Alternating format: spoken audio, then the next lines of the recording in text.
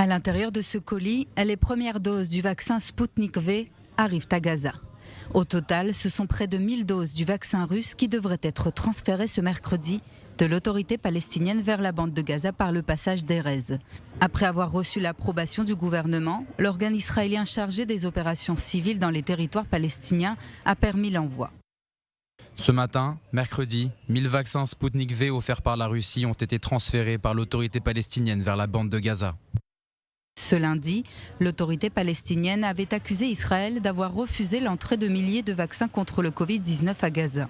Le Hamas avait quant à lui dénoncé un crime en violation du droit international. De son côté, l'organe israélien chargé des opérations civiles dans les territoires palestiniens a affirmé que la demande palestinienne d'entrée de vaccins était en cours d'examen et attendait une décision politique.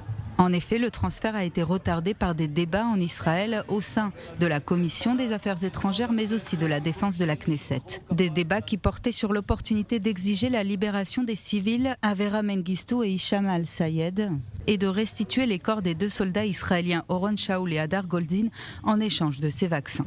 Finalement, l'échange n'a pas été demandé par les autorités israéliennes. Après l'annonce du transfert de ces vaccins, réaction immédiate de la famille du soldat Goldin.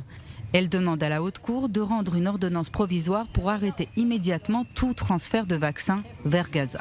La semaine dernière, la Russie a fait don de 10 000 doses du vaccin contre le Covid-19 à l'autorité palestinienne. Ramallah prévoit de transférer plus de doses de vaccins à Gaza lorsqu'elle les recevra.